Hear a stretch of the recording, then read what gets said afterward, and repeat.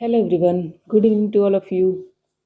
कैसी चल रही है आप लोग की EMRS KVS NVS की स्टडी? आई होप सो कि बहुत बढ़िया चल रही होगी।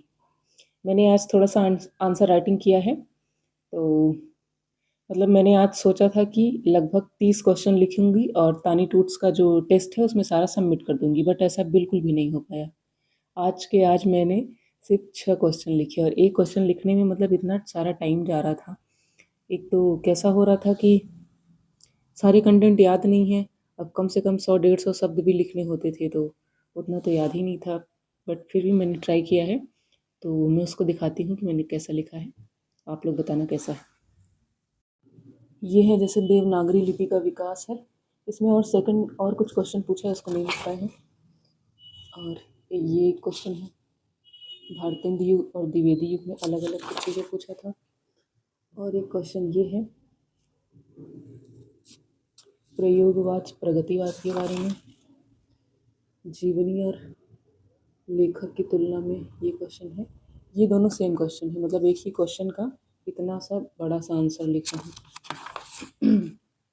और एक क्वेश्चन ये लिखा है।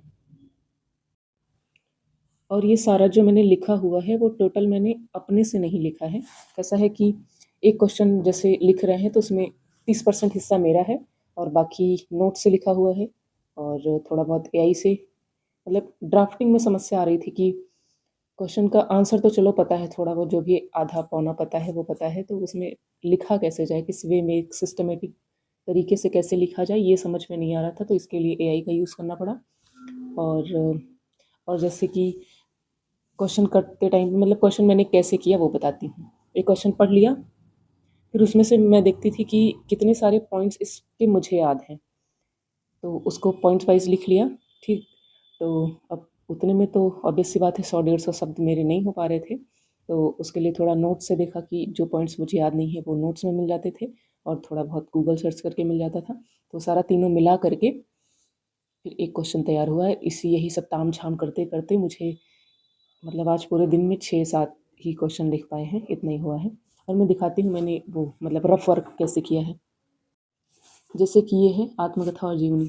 आत्मकथा और जीवनी में मेन डिफरेंसेस क्या थे, आत्मकथा लिखने में चुनौतियाँ क्या आती हैं, ये सब टाइप से ये मैंने रफ किया। उसके बाद फेयर तो आप लोगों ने देख लिया। प्रगतिवाद प्रयोगवाद, ये इसका रफ ये जो कुछ चीज़ें मुझे याद आ रही थी वो ये है, लेकिन अब इसको अच्छे सिस्टमेटिक वे में कैसे लिखना है इसके लिए तो देखना ही पड़ता है। और ये हिंदी भाषा का विकास कैसे हुआ ये लिखा हुआ है। द्विवेदी युग भारतेंदु युग, द्विवेदी युग से ज़्यादा चीज़ें मुझे एक्चुअली याद नहीं आ पा रही थी। भारतेंदु युग से ये था। और ये क्या है, हाँ, भारतीय संविधान में हिंदी की स्थिति क्या थी उससे रिलेटेड क्वेश्चन है। 351 अनुच्छेद के बारे में पूछा था।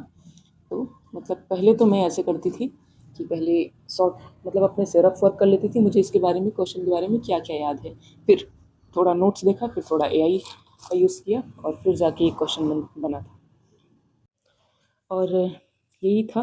फिलहाल इतना टाइम मुझे इसलिए लग रहा था क्योंकि ये सब इतना सारा प्रोसेस के बाद इतना सारा प्रोसेस करने के बाद मैं लिख पा रही थी। तो आई होप सो कि प्रैक्टिस करते करते टाइम पे प्रैक्टिस जितना ज़्यादा हो पाएगा तो एक दिन में ढेर सारे क्वेश्चन मैं लिख सकती हूँ, ऐसा मुझे लग रहा है। बाकी मैं ग्रुप में नोट शेयर कर देती हूँ, तो आप लोग बताना कैसा है। और AI से कंटेंट लिखने में एक चीज़ और समस्या आ रही थी कि उसमें कोई भी रचना के बारे में तो वो मेंशन ही नहीं कर रहा है।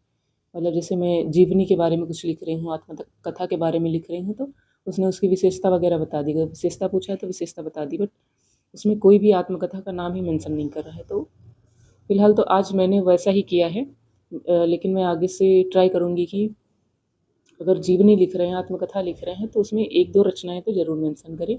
ये था। और आज मैंने थोड़े बहुत ऑब्जेक्टिव्स देखे हैं, टेस्ट भी दिया। टेस्ट का रिजल्ट बहुत बुरा था, तो अब क्या ही शेयर करें।